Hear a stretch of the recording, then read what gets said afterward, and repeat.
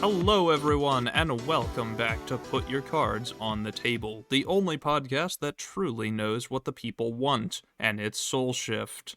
I'm back again with my co host, Isaac, Hello.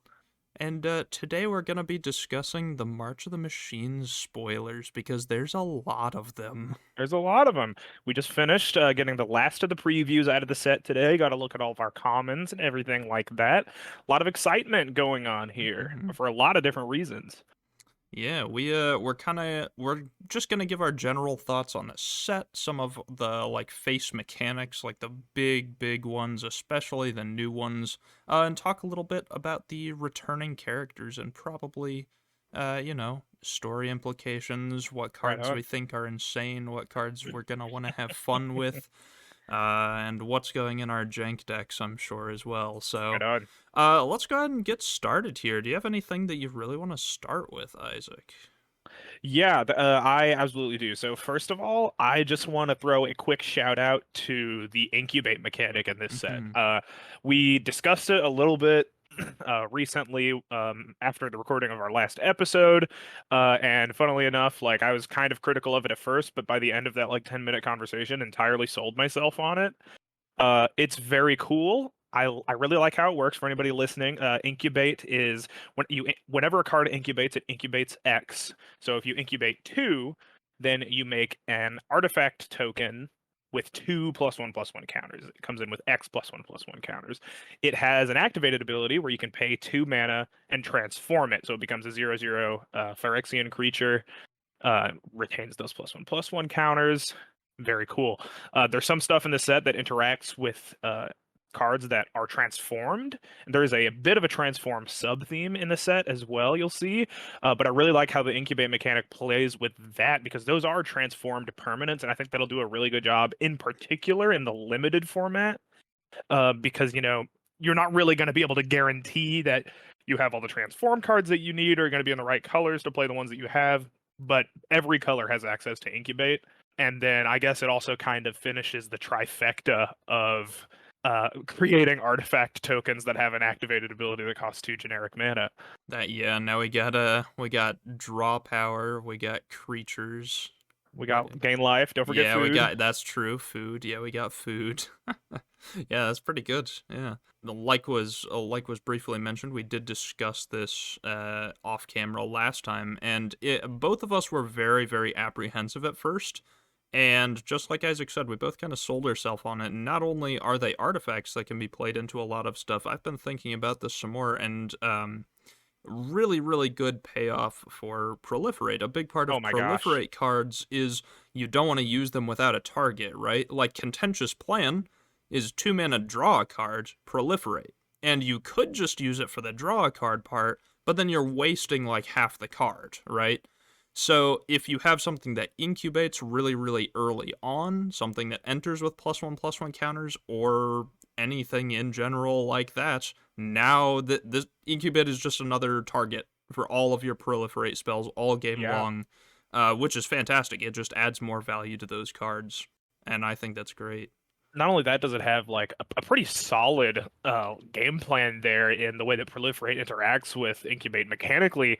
Flavorfully, it is the perfect combination of mechanics to represent the Phyrexians. Yeah. Proliferate has been the Phyrexian mechanic ever since its introduction in what was in the Scars of Mirrodin and New Phyrexia Hmm. block.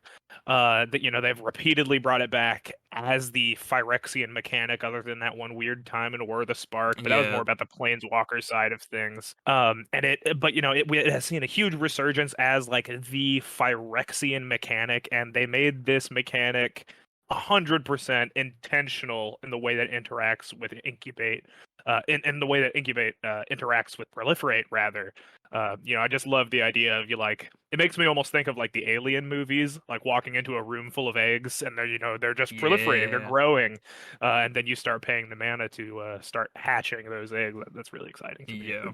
It's a fantastic mana sink. Like, you can Hmm. activate it on other people's turns, of course, if you Oh have the yeah. mana, and you can activate it like immediately after board wipes and stuff. If someone takes their turn to cast a sorcery that board wipes, you can just, as an instant after that resolves, make a whole bunch of creatures again. Like, Yeah, that's funny, and then you can attack with them on your turn because summoning sickness is over. So, absolutely. very, very, very fun mechanic. The other big face mechanic of this set is backup, which is a new mechanic. Yeah. To back up X is when this creature enters the battlefield, put X +1/+1 counters on target creature. If that is another creature, it gains the following ability until end of turn, and then most of the cards have something like double strike, or whenever this creature attacks, for each attacking modified creature you control, Mhm. create a tapped and attacking token that's a copy of it. Basically, it buffs a creature ever so slightly, and then gives them a bonus ability for one turn. And the Yeah. abilities are pretty good. One of them flings. Yeah, one of them flings, which is very funny. I love Yeah. having access to more flings. Notably, it has backup too, and it grants the creature the ability to fling itself. Flinging, for anybody who's not aware, is when you sacrifice a creature and that creature deals damage equal to its power, typically to any target, most ideally to your opponent. But not only does it give +1/+2 counters, it and give something the ability to fling, there is also something with 18 power in this set.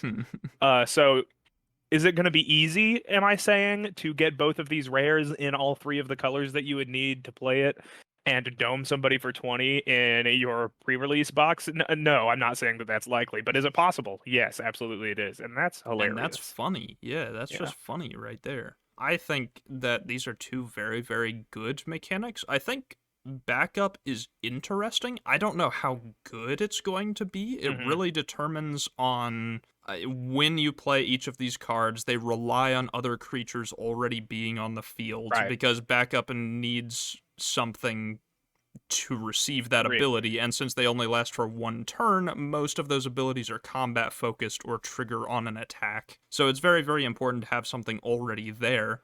Coincidentally, it works really, really well with Incubate. You can turn something into a creature on Oh someone man. else's turn, and then play something on your turn that support or that backups. I didn't even think about that interaction. Yeah, That's very yeah. cute. So yeah, it's fun. I think that they Right work on. very well together. I think they're interesting on their own. Yeah. I'm also very interested to see where this goes in the future because like having backup abilities that cause more like tapping abilities, like if you play Right. something and it has backup, this creature gains tap, add 1 mana of any color to your mana pool until end of turn, right? Like that would be interesting. I don't Yeah. know if any of those exist right now. I haven't looked through all the cards. What I think, where I think we're gonna see, as far as like outside of like set drafting and stuff like that, where you're limited to the cards in these sets. I think where we're gonna see backup played the most is in one of two ways. I think the most obvious one is that there are some backup cards that just have great like combo potential with other cards. Like for example, the vampire that lets something fling itself is Mm-hmm. gonna that's probably going to be one of the more played ones. I honestly have a hard time imagining a world in which people are playing backup as the core mechanic of a deck, Yeah. outside of maybe standard, simply because I don't think it necessarily has that. It's not a super synergistic mechanic. Now, it's not a bad mechanic. It's not parasitic either. It's one of the least parasitic mechanics of all Mm-hmm. time. It literally, the only card that you need to be good with backup is just another creature, right? Um, and that's super easy to benefit from, but it doesn't necessarily have a lot of building blocks that powers itself up. However, I do think it will largely benefit simply +1/+1 counter Yeah. decks. I think Absolutely. backup is a really nice sort of icing on that cake. I mean, +1/+1 counter strategies have a ton of obviously synergy and support since the beginning of time, essentially. But I have found that honestly, one thing that those types of decks and strategies are oftentimes lacking a little bit, outside of a few really powerful cards that are really good at this, is simply spreading your counters to other Oh creatures. yeah. And backup is a really easy way to do that. Now, these decks have always had tons of ways to take the creatures that already have counters and blow them up into the stratosphere, right? But sometimes you got to go looking for very particular pieces in your deck. Renata Call to the Hunt is a great one. Good Fortune Unicorn is a great one. These Mm-hmm. both cause creatures to enter with +1/+1 counters.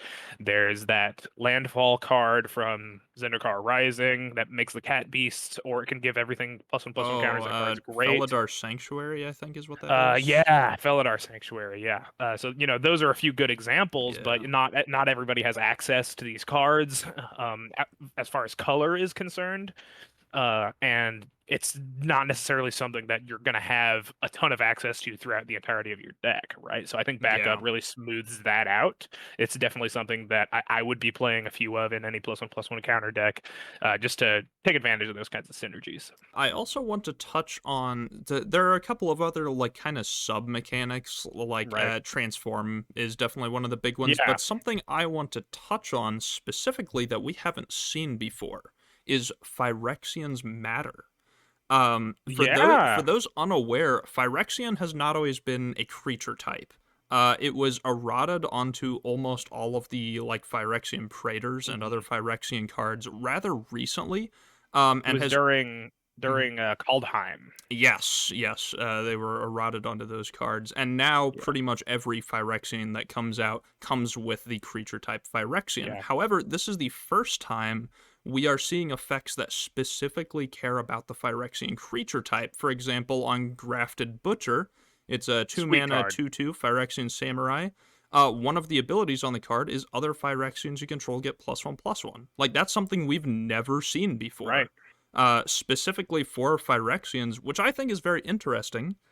From a lore standpoint, Phyrexians have always been very selfish, right? Like their goal is to complete everyone, but the only like big like buffing effects were the asymmetrical ones. Like Elish Right. Norn, the original Elish Norn gave your creatures +2/+2 and your opponent's creatures -2/-2. That wasn't specifically Phyrexians, that was like a greedy asymmetrical effect. Right. Same with Urabrask, Yeah, yeah, the original like one the as well. original Urabrask, yeah, which Granted give all your your stuff things haste, haste. yeah. Yeah. But this is the first time we specifically see tribal mechanics for Phyrexians, which is interesting, not only from a lore standpoint where they're like working together, but also in the fact that this set is where Phyrexia is being defeated, basically. So, like, how Right. many more Phyrexians are we gonna see, right? Well, Like, we do have all of the ones from one of the pre-constructed decks based on this set is a yes. Phyrexian's Matter set. So we haven't seen all the cards from that just yet, but that will be, I'm obviously that'll have a good handful of them. Yeah. Although it is only going to be in black and white. I don't expect that this will be the last we see of the Phyrexian creature No, type. absolutely not. I think a really great way to take advantage of stuff like that is simply in sets that aren't tied to the current storyline, like your Modern Masters sets Yeah, and where stuff they like can that. pull from everywhere. Right, Yeah. exactly. And something that I really love about Phyrexians Matter as a sort of archetype is that, and Grafted Butcher is such a perfect archetype of this card, is that such a huge deal with the Phyrexians as they're completing things is like corrupting and completing anyone Mm-hmm. and everyone from anywhere and everywhere, right? They're, And they're so so Grafted Butcher is a inclusive. right. They are. So it's what a human samurai Phyrexian, right? I believe, or just a Just Phyrexian samurai. Phyrexian Samurai, yeah. Yeah, and I think that's so cool to be able, you could see Phyrexian artificers, Phyrexian samurai, Phyrexian knights from all kinds of different planes, but they all have this one thing in common as the glistening oil, baby. Mm-hmm. I Mm-hmm. think that's so sweet. Oh We yeah, do also have absolutely. Convoke as a returning mechanic in this set. Yes. Convoke is fun. It's just Some always really fun. exciting, yeah, some really exciting Convoke cards too, and the Yes. return of Stoke the Flames, more importantly. Yes.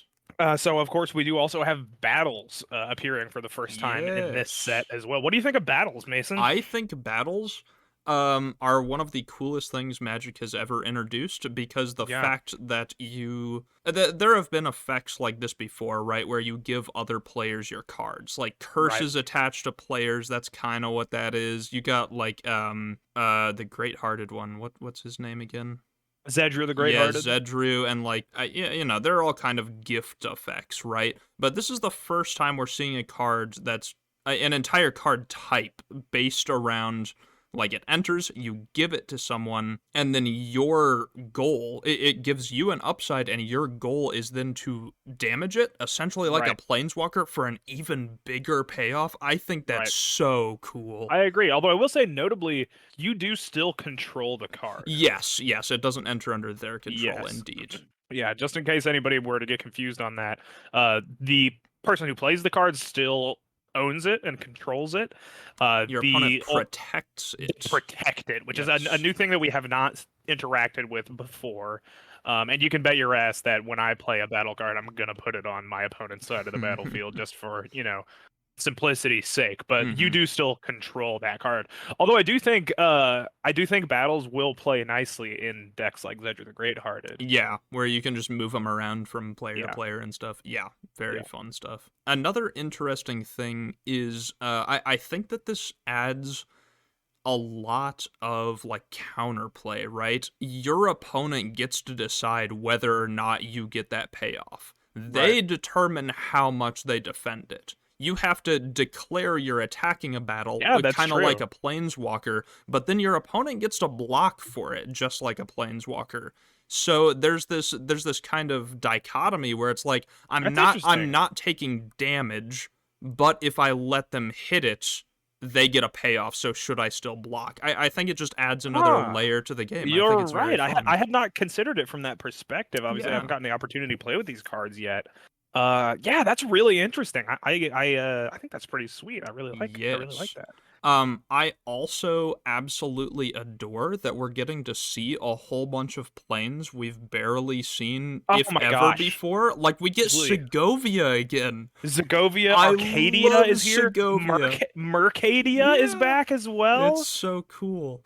Oh, God. Arcavios, pardon me, not Arcadia. Yeah, Muraganda. All of this is What's the so sweet. plane that's just like wacky like abstract painting stuff? It's like the painting of where Oh, the stairs go on infinitely. What the fuck oh, was the I name of don't that know what it's. plane? Is that the same one that we saw the one night creature from? I think so. Let me double check. I know there's a knight that is from a plane that is of like shattered mirrors and stuff like that. Yeah, honestly, I will say one of the biggest strengths of the battle card type, especially how they're using it in this set, is very simply look at our cool setting, right? Being able to just put on display all of these awesome, I mean, planes, right? The planes are a huge part of Magic the Gathering. They are possibly the most important part of Magic the Gathering as a setting, and just being able to put all of those, up front and center, taking strong themes from each plane and applying it to these cards, such cool stuff. And they do also get the opportunity to show off more characters and stuff. There's a few of these battles that flip into planeswalkers or legendary creatures as well. And then also, I do believe there are a few planes here that we haven't seen before, so Yes. so they're kind of teasing future stuff as well. It's a It's a really big awesome design opportunity. choice. Yeah. Yeah. So the plane I was talking about a little bit ago is called Xerax. Oh, here we go. It was only featured before in one of the plane chase cards from 2012, and we had not seen it since then. And the thing about Xerix is basically it's an entire plane where all of the geography makes fucking like gravity bending, weird kaleidoscope Right. geometric effects, right? And so now we get two more cards from there, and that's Xerix Strobe Knight, which is two anonymous and a blue That's the one I 2/2 was for a thinking human of. knight.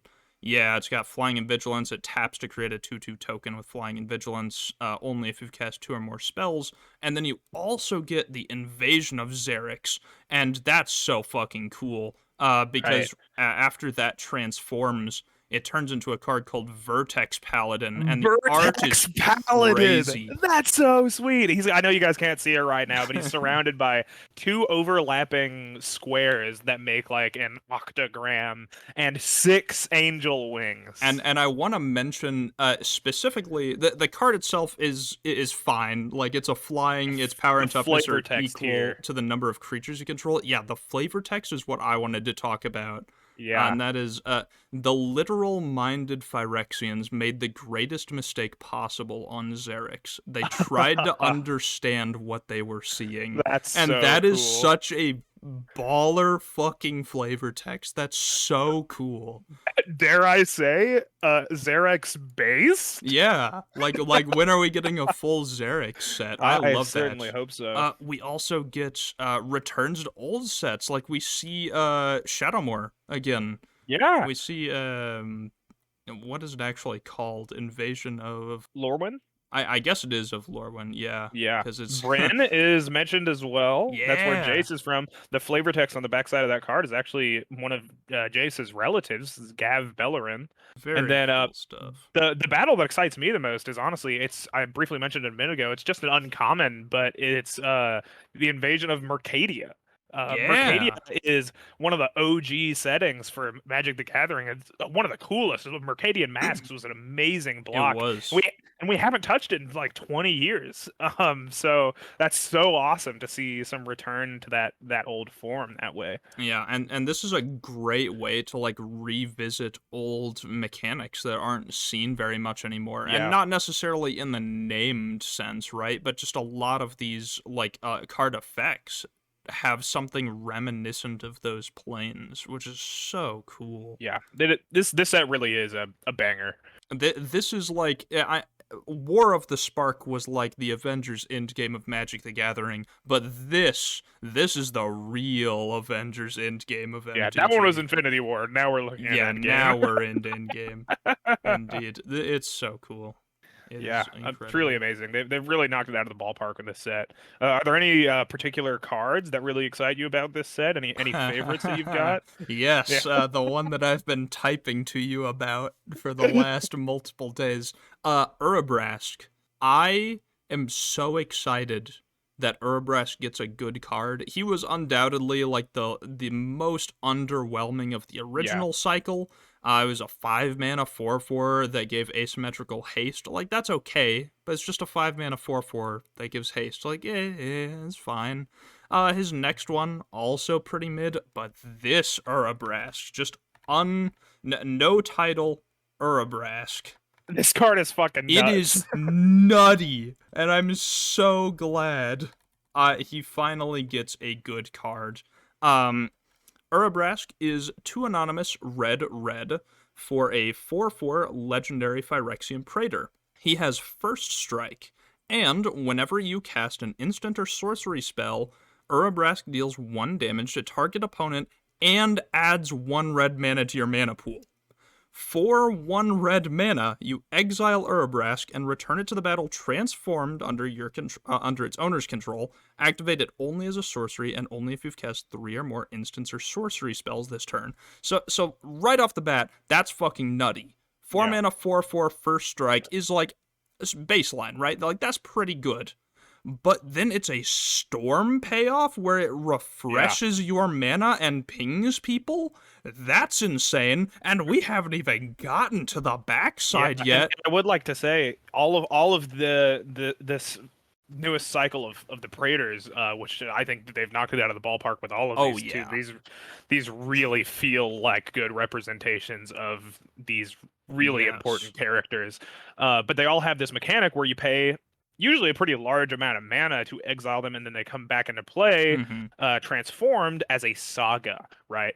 And so then that at the 3rd chapter of each of the sagas, and we'll get to Urabrask's here in a second, they flip back into their creature side again. They're kind of an engine. They just kind of generate their own value in that way, right?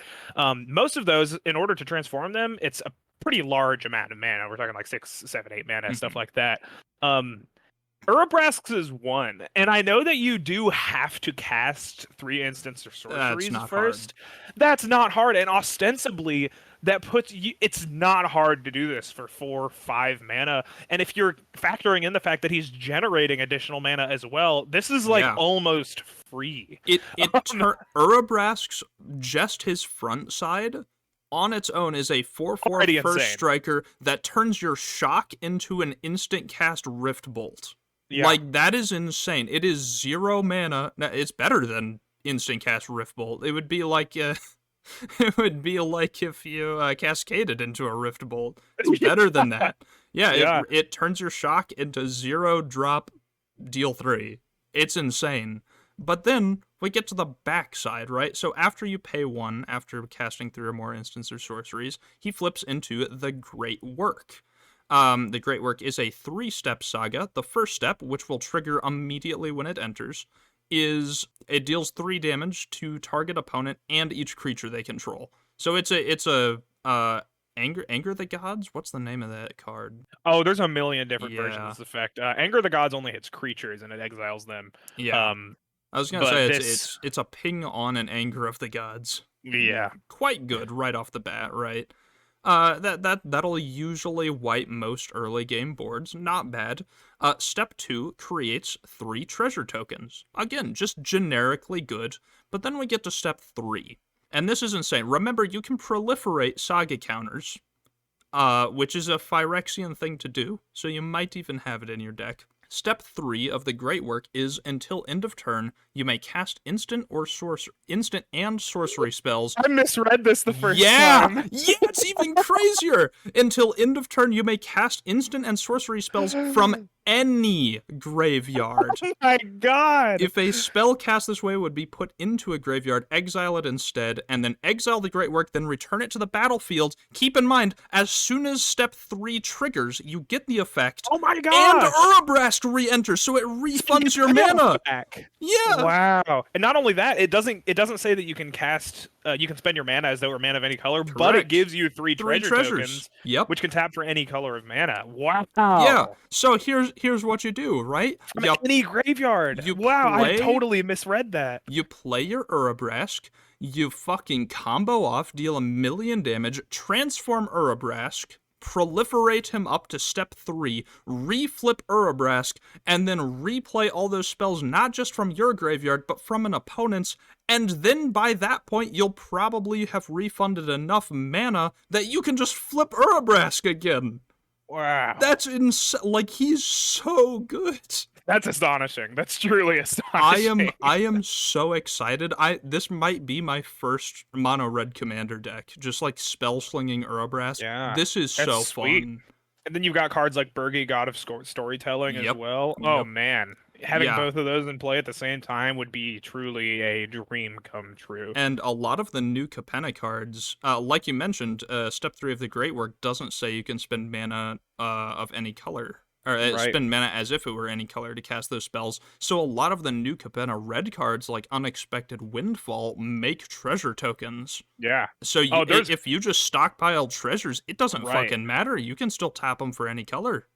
There is ample supply of red cards that generate treasure tokens these days. So this is probably like my most hyped card. I am so excited for Urabrask to finally get some fucking love. He was one of my favorite Praetors, and I hated it because he's just kind of been mid. Like, he's not bad, right? Don't get me wrong. He's never been a bad card. Yeah. But compared to the other Praetors, he was clearly the worst. And now, finally, I think he is the best by a lot. Yeah, agreed. Yeah, that's crazy. That is probably my most hyped card of the set. Now look, give me a moment here. I'm not actually certain that I'm so blown back by this set in its entirety. I don't know that I don't know that I've had really the opportunity to focus my heart onto any particular cards. There's definitely a few that really tickled me in some way or another. I loved Borborygmos and Fibblethip because I think it's just hilarious and super cute that together they have two eyes. I think that's really awesome. Kroxa and Kunoros, pretty sweet. Kroxa's like a giant world-destroying super deity. Yeah. So I think it's awesome to think that like such a force of nature is fighting back against the Phyrexians. Quick note about Theros and the Titans of Theros. There are actually two more. They're mentioned in the D&D campaign setting book for Theros. I don't recall their names. I know one of them is something of the Burning Wind. But there are two more Titans of Theros that we actually have not seen. I guess those ones did not break out during Theros Beyond Death. Not really pertinent, but just a quick, cool little note. All the team-up cards, I think, are super sweet. Have you seen Hidetsugo and Kyra? I did. Yeah, I did, yeah. It's like Yuriko Tiger Shadow stapled to some other effects. It's very cool. Super cool. Also, and most importantly of all... Oh, sorry, go ahead. I was about to say, also the creature-type Ogre Demon Dragon is like some of the coolest shit ever. So cool. Yeah, I would say probably... I think this definitely isn't the most powerful card in this set, but I would go so far. I would go out on a limb to say that probably, like, historically speaking, the most important card in this set is probably Kithkin Billy Rider. It is a 3-mana 1/3 with double strike and nothing groundbreaking, but that doesn't matter because it is a Kithkin. Mm-hmm. Honestly, groundbreaking that we are seeing Kithkin again, especially after the conception of the halfling creature type. Because Yes. originally Kithkin were supposed to be called hobbits, but they couldn't get the licensing for it. So they instead made this like pseudo hobbit thing called a Kithkin, and then halflings were also the same thing from Dungeons and Dragons for hobbits as well. That in first edition, it was like in the original concept of D&D, they were called hobbits, but they weren't allowed to do that once they got bigger and started publishing and licensing. So they made halflings. So now we have two different non-hobbit creature types. Mm-hmm. 100% in the same like continuity of Magic the Gathering, and that's astonishing to me. And now we're gonna be getting hobbits too, aren't we? But they're called halflings. Oh, they in are the still creature called type. halflings? Yeah. Really? Oh, that's lame. Which I think that's the term halfling does still come from Lord of the Rings. Like it's a term that other people would call hobbits, but yeah, absolutely. Not part of the main set, but part of the commander cards that have been spoiled a little bit. Have you seen the talent cycle? The talent cycle, I have not. Yes, so this is so far we have 5 cards revealed, one for each. Vivian's, Elspeth's, Teferi's, Liliana's, and Rowan's talents.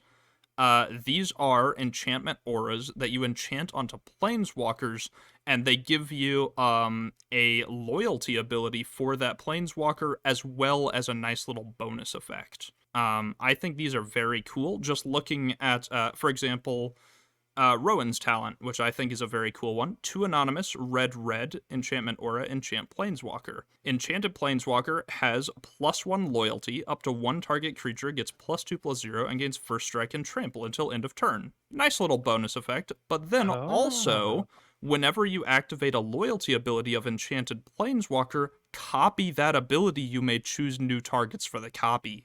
And that's the crazy part. And all of them are kind of like this. They add a loyalty ability, whether that's adding loyalty, removing it, and then a little bonus effect. Liliana's in particular is insane, and the bonus effect is actually bad for you because the ability is that crazy. Liliana's talent is black.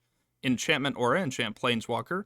Enchanted planeswalker has -5. Put all creature cards from all graveyards onto the battlefield under your control, which is insane because 5 is not a high number.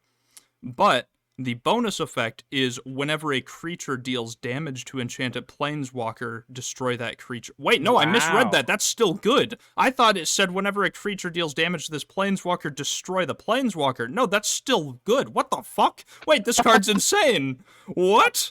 That's some really interesting design space. This is the second time now that we've seen cards that grant new loyalty abilities to planeswalkers. What was the one from I think the Brothers War called? It was a blue mythic artifact. I don't recall the name, but it granted all of your planeswalkers, and this is crazy.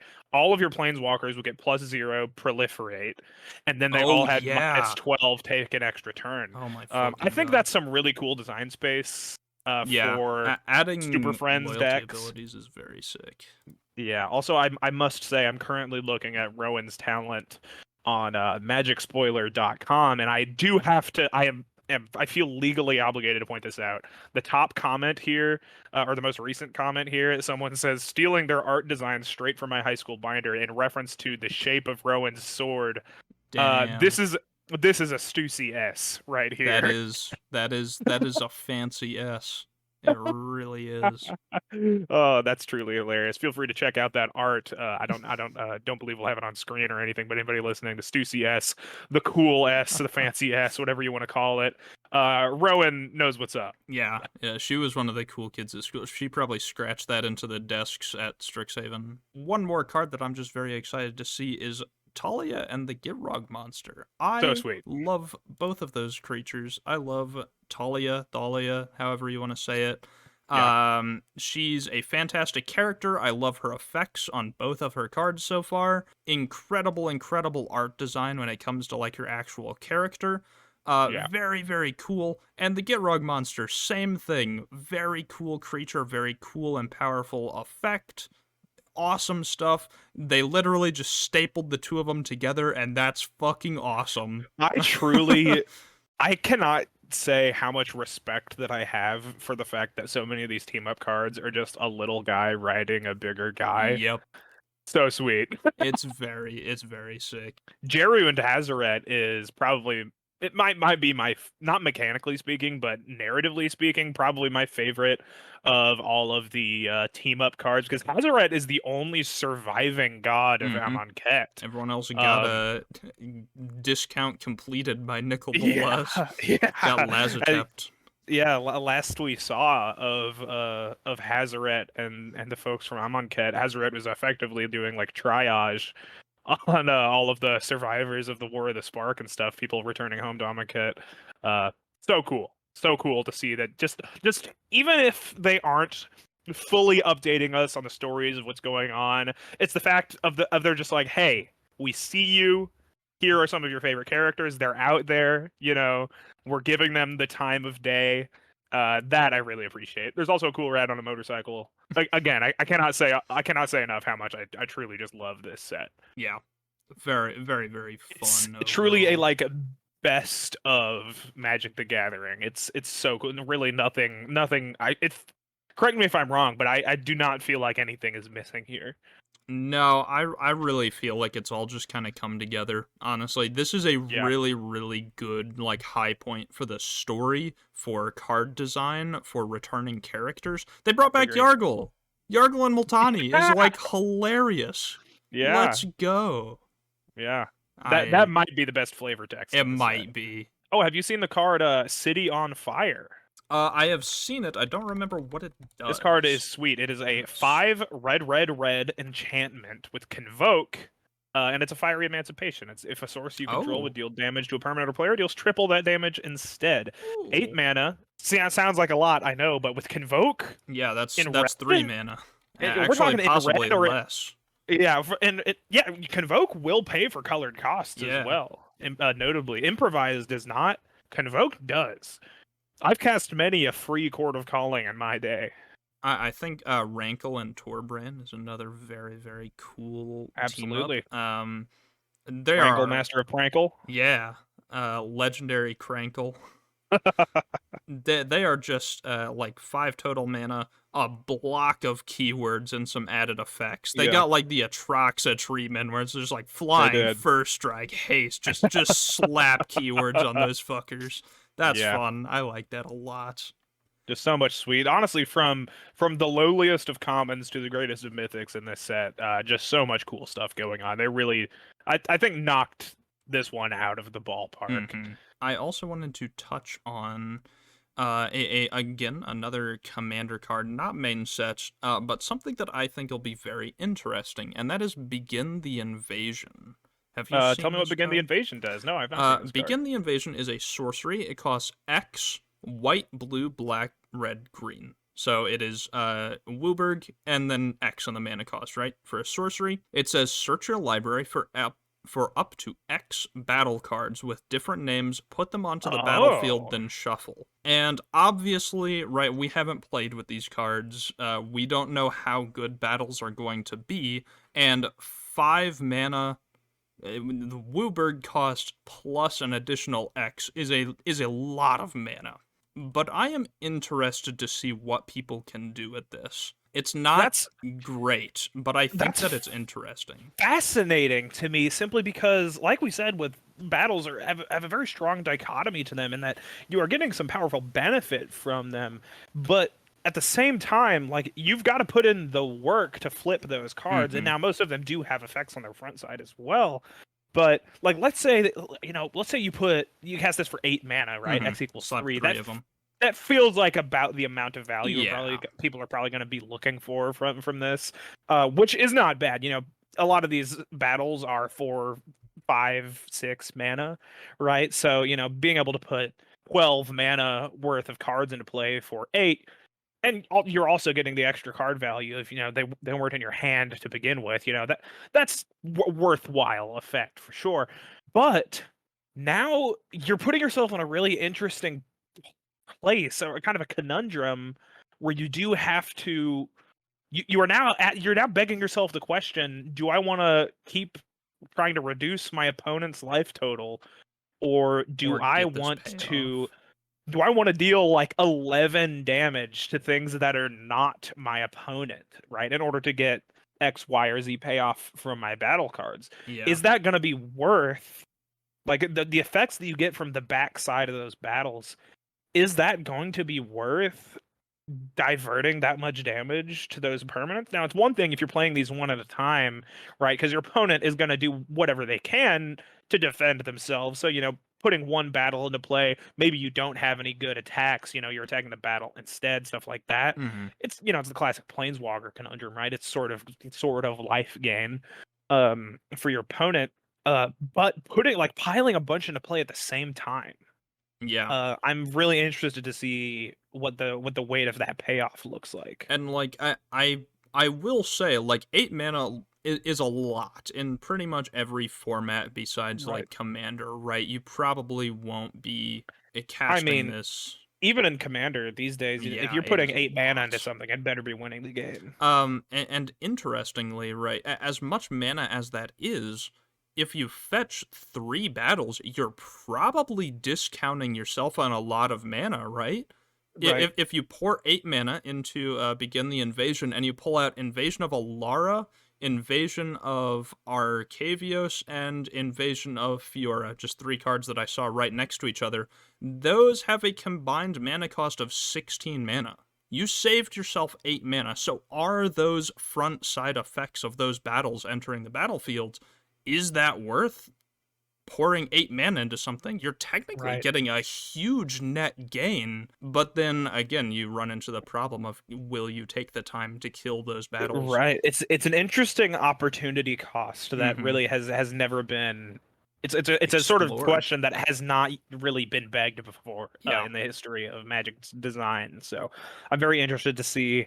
I think a big thing with battles, it's just going to take a lot of like I need to play with these Yeah, cards to really I don't think see. we have the answers yet Yeah, for a lot of these. yeah, I would absolutely agree with that. There's a lot of exciting stuff. Even just some of the art in this set is Oh, truly yeah. astonishing. Oh Yeah, my two god. two in particular, Wicked Slumber and Corruption of Tawashi. These are both just blue uncommons. Amazing art on both of these cards. We've got some Ooh. like really awesome like vaporwave stuff going on. I just love to see these colors here. I'll send them both to you Oh here. yeah, I just looked at them. They look Oh, very okay, good, nice. good. Yeah, love this.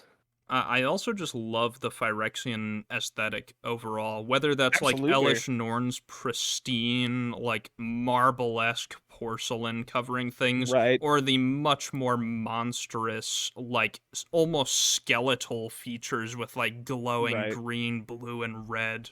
Of something more reminiscent of Vorinclex or Shieldred, like right. these twists of turning something natural or man-made and turning it even more corrupted is Hmm. so cool. And you'll see a lot of stuff with that like weird sort of musculature effect, Yeah. right?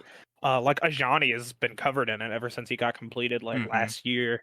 Yeah, truly so much cool stuff going on here from top to bottom. And it's just there's something in the set for everybody, It right? really is. Like when I say it's a best of, it really is a best of. It as I think is deserved by Magic the Gathering. Like something like this should have been what the 30th anniversary was about, Yeah, right? Not bringing back a bunch of old recognizable characters. Yeah, absolutely. I mean, over the last couple of years, we've seen so much. There's been so much glory to Dominaria, which has been awesome Mm-hmm. because that's like the original, setting for the game. But this touches on everything else. Yeah, So amazing. Not to mention the reprinting of Phyrexian Gargantua. truly beautiful. Yeah, last time somebody could play Phyrexian Gargantua in Standard, I couldn't even spell my own name. So exciting, to say the least. I will say, I think it's a little bit disappointing. We all kind of knew it was headed this way, but a lot of the planeswalkers that were completed, I feel like their stories ended very, very abruptly. Yeah. So I do think that what a lot of people can agree on is that the biggest downfall, like I said, I love this set top to bottom. The biggest downfall, which really isn't the set itself, but this is kind of more of a set issue, Yeah. right?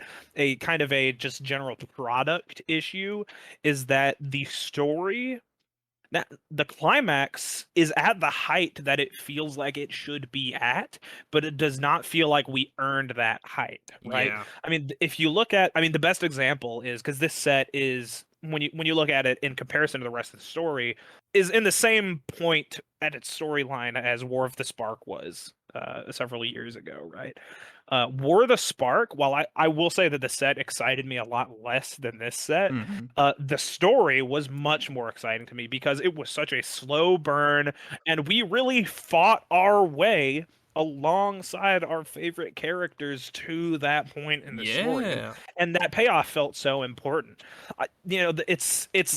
I was going to say possible. I was going to say likely. Not even that. It is certain that the stakes in this story are far greater and far outweigh the stakes in the Nicol Bolas plot Yes. from War of the Spark. This is the entire multiverse is at risk, right?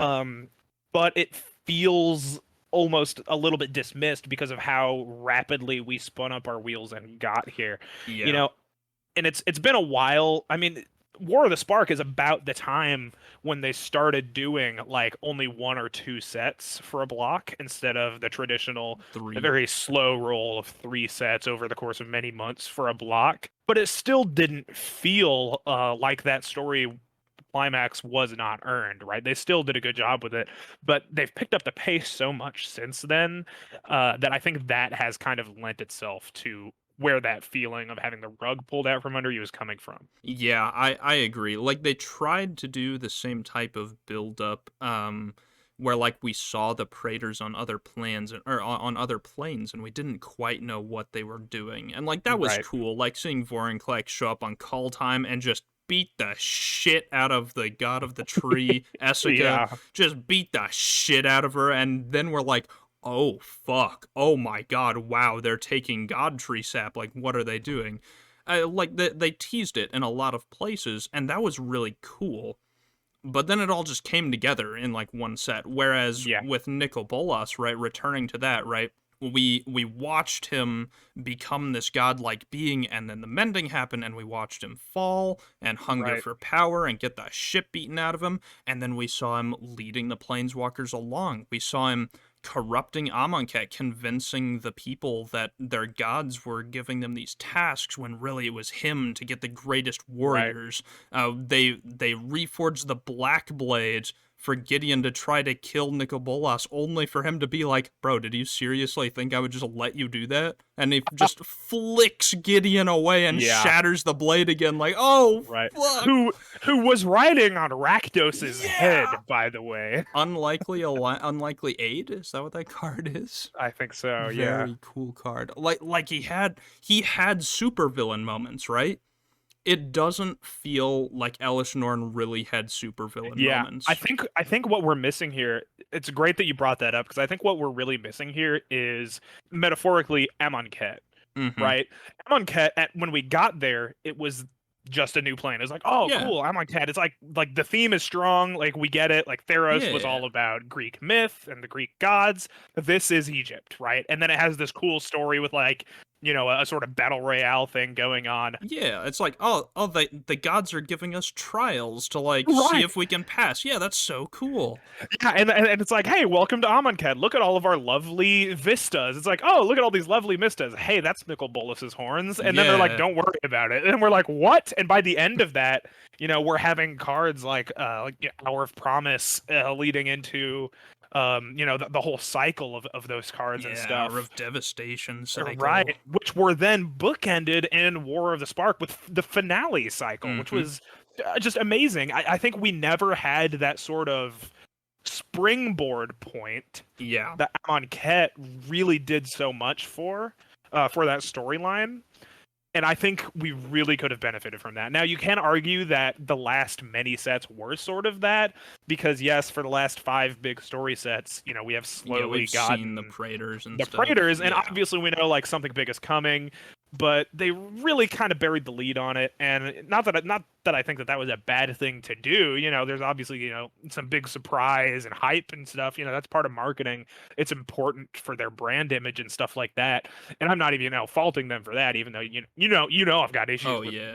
corporate WotC, but I'm not even faulting them for that. Like, that's the right call and stuff. But I think just they made that leap a little bit too soon, when I think we should have had one set of wind up. So here's what I think. Just coming up with this off the top of my head, right? To give the Phyrexians even more of a supervillain moment, right? I feel like we saw the 5 Praetors sneaking around, keeping things very, very quiet, with the exception of Shieldred, right? I'm saying don't let Shieldred happen yet.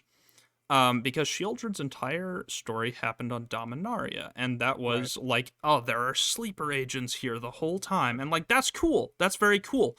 I think what should have happened is, instead of showing up in March of the Machines and being like, we're invading all these planes, I think a way cooler thing would have been show up on March of the Machines and they're like, we're here to stop you, Elish Norn, and she's like, what do you mean stop? I've had sleeper agents on every plane for like 2 sets now. And like, oh, surprise, instead of Jace being completed in All Will Be One, Jace has been completed for 2 sets and secretly working against everyone. And that's why he did all that dumb shit in Zendikar. Like, oh, fuck. Like, that would be crazy. Yeah, that could be really cool. But if they wanted to, they could have even I'll say could even, because they could use this for a future storyline. How cool would it be to see like new characters from these various planes and stuff like that we have never seen before, and they're introduced in the story, they're legendary creatures, planeswalkers, what have you, and then when we get to the climax set, they have new versions where on the front side, that's where you introduce these transform cards, where on the front side it's them as we know them, and then on the back they like reveal themselves. Right, exactly. Yeah. That would be super sick. You could even make a brand new transform mechanic out of it. You call it reveal instead. Ooh, that would be spacey. And again, this is just stuff I think that they could have done better. I absolutely still think this set is absolutely incredible, especially from a gameplay point of view. I'm saying in the story department, maybe just a little lacking, but not cool. Still very cool. Even then, like, as a fan of Magic the Gathering, this set's for us, right? Like, oh yeah, it's easy to see. Yeah, it's fan service. It's something that I awesome. do appreciate. Yeah. And also, I gotta say, the Mirrodin Avenge art needs like a parental advisory warning on it. Holy shit, that is an album cover right there. Yeah. Karn holding up Elish Norn's severed head. Yeah. That is, it's very, very good. But definitely, while this set and the story leading up to it and behind it and stuff like that, I think it does leave a little to be desired. All in all, this really is a celebration of the last 30 years of Magic the Gathering, right? I'm gonna say it. Yeah. And it feels great to be a fan of Magic right now. Oftentimes it has not. Our first episode was a deep dive into that, but this is a good feeling, and I hope we can see more of this going forward, and a little bit more appreciation for the community that has built around Magic the Gathering over the last 30 years. Stuff like this. Yeah, you can feel the the love that went into it, right? And it goes a long way. Oh yeah. So I'm really excited to see this set. Really excited to play with it. So stoked to see where it goes in the future. And real quick, before we end here, I want to just kind of finish us off with one more kind of large topic for the last 10 minutes or so. Sure. And that is the return of Phyrexian mana, which has traditionally been something very, very difficult to balance. For a very long time, it was either completely broken or completely worthless, with like the Defiler series recently, where it was like you can pay like 6 mana and get this creature with no protection on it that makes each of your spells cost 1 Phyrexian mana instead of a colored one. It's like, well, that's not useful. Or alternatively, you have Birthing Pod, which is just fucking insane because it's basically a free card. I think they finally struck a good balance because all of the Phyrexian mana in March of the Machines is on like transform abilities. Yeah. And I think that's fantastic because almost all of them say activate only as a sorcery. They cost a decent amount of regular mana, and then usually only one Phyrexian mana. And you have to, play the creature before that. So you have to play Right. the regular cost and the transform cost. I think this is a very, very balanced version, not insanely broken, not completely useless. It's a good payoff. I think they finally struck a good chord. I have a bit of a take Mm-hmm. on this, Mason. Mm-hmm. So buckle up. Okay. So obviously there are outliers to what I'm about to say. Example: Keurig, son of Yawgmoth. This card's nuts. Yes. Right? There is no timeline in which that card is not fully broken. But I think in the modern day of Magic the Gathering, Phyrexian mana, they could do it the same way they did in Scars of Mirrodin, and it would be just fine. Really? The base power level has moved up so far that I really don't think that that's going to be disturbing anything at all. Now, Commander is a little bit of a different conversation because you have twice as much life as a resource there. In like in regular 1v1 competitive constructed formats, I really don't think anymore, especially in places like Modern and Standard, honestly. I really don't think it would be that big of a disturbance to gameplay. I really don't think, when you look at the kinds of cards that we've seen. I mean, we've talked about power creep lots, but when you look at the kind of cards that we've seen in the last few years, I don't think Phyrexian mana is even in the top 3 of like most powerful things Really? that cards have done. Man. I know, not everybody agrees with this. I don't know. Yeah, I might. I do have to think it's disagree with you here. correct. I do think it's correct that when it first came out, it was broken. Yeah, it was insane. Right?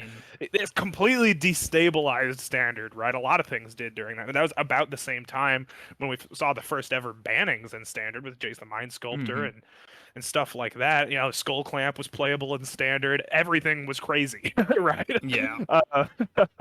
But honestly, I think that now it's easier to break Phyrexian mana, Oh yeah, right, for sure. than lots of other mechanics.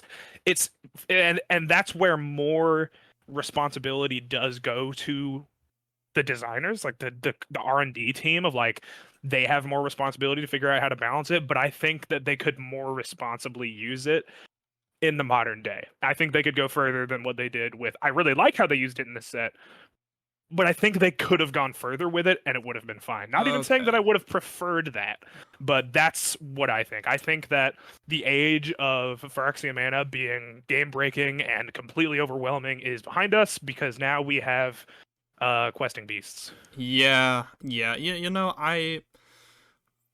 You're making me think about it, right? In the past, traditionally, like if I go on, for example, like r/custom magic, everyone is trying to fucking use Phyrexian mana. I'm like, just stop. Just please, God, stop. Like it does. I don't trust not players work. to make playable cards. Yeah, I agree. Like every single Phyrexian mana card on custom magic is completely fucking broken, no exceptions. But I think honestly, I think you've somewhat swayed me. I do think Wizards of the Coast learned from their previous usage of it, and I think that this set displays that very much so. I agree that the current transform abilities, I said balanced, they are probably still considered a weak mechanic, and I will not deny that. Yeah, because you still have to put how much mana into it's like 5 mana, into powering up your one threat, right? Yeah, I agree. So it maybe like Wizards of the Coast themselves, not the people on a shitty subreddit. A great subreddit. It is a very good subreddit. I don't mean that. It is big quite ups fun to everybody out there. We'll be taking a look at some eventually, I'm sure. Yes. But I do think that Wizards of the Coast has definitely gotten to the point where they could probably reprint it in a more powerful form and be okay. I do agree with that. Yeah, right on. Yeah. Like Phyrexian mana is free mana. There is almost the only time that you're not paying life instead of the Phyrexian mana is when you're on 2 health. Yeah. or you're on 3 health against a burn deck, and then you die to a lightning bolt anyway, so it doesn't matter. And I will say, kind of from a more philosophical standpoint, it does kind of bring in its own issue of it is more useful to you if you're winning, right? There's the Mm-hmm. age-old question in competitive Magic of who is the beatdown. When you're the beatdown, you get to use Phyrexian mana, right? Yeah. When you're on the back foot, it becomes a lot less useful. And obviously, everyone's building their decks to be quote the beatdown, right? Like Mm-hmm. you don't want to be on the back foot, so you're building your deck around being on, for lack of a better term, the front foot, right? But Mm-hmm. only one person can win.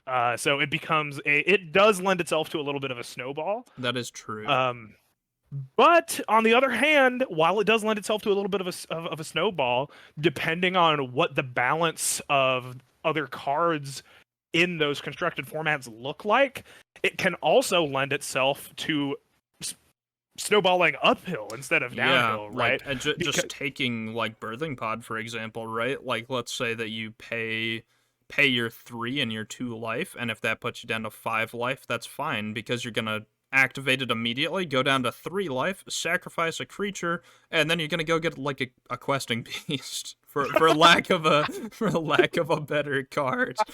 There's not Yeah. many better cards. So yeah, it can definitely make you come back, even if you're low. A lot of the more powerful Phyrexian mana Well, users not even can bounce that. you But back. what I was going towards is that depending on what the balance looks like in the rest of any given format, Phyrexian mana can lend itself to either snowballing, so that someone's ahead gets only further ahead because the effects they're playing are so powerful that nobody has a chance to beat them back down. But depending on where the balance is for the rest of the format, it can also create an opposite situation where you spend a little bit too much life and that costs you the Oh, game, and then right? you lose. Yeah. Right. And I think that's the outlier. That's less common than more common, right? And I think that's where we saw the issue with Phyrexian in the past. And then also Keurig Son of Yawgmoth, Yeah. which was just them playing God, I guess. Yeah, that was them being like, what if we gave Mono Black literally like one of the best commanders ever created ever in the history of ever? I guess that was before Commander was like an official sponsored one. No, he came in a Oh, it Commander was. precon, didn't He was he? from a Commander Oh yeah, precon, never yeah. mind. Fuck them. Fuck Wizards of the He was in the Coast. we thought that was red okay. black madness deck from a few years ago. With a Anji Falconwrath. Yeah, Anya Yeah. Falconwrath, yeah. But yeah, yeah, that's fair. I think honestly you've swayed my opinion that Phyrexian mana should never exist ever. I think that's quite reasonable. Yeah, I think there's room for it to be played with a little bit more to discover kind of where the balance lies. I will say, as much as in the past I have hated it, it has been one of my favorite mechanics just because it's so flavorful. Like Agreed. sacrificing your life force to gain more Agreed. power is the Phyrexian thing. It is Huge agree. literally the Phyrexian thing. So And it looks is very cool. It does look cool. It looks sick. I think that's about it, unless you have anything else you want to touch on. Yeah, For I this think week. we've covered basically everything that we needed to cover, and then also Phyrexian mana. Yeah, So looking a pretty nice little good. bonus. So yeah, go ahead and join us next week. I think that we'll probably be looking more at the commander side of things next week. We'll have a lot more spoiled. We'll talk about some of our deck ideas. I'm hoping that pretty soon we're going to be looking at some potential. Once maybe we're on a little bit on the downward, a little bit in the valley as far as preview seasons go. Going to be looking to discuss some stuff more on the lore and narrative side of Ooh, Magic the Gathering too. I would love to. So yeah, absolutely, all kinds of excitement coming up pretty soon, guys. So stay tuned. Yeah, and until then, we'll see you soon.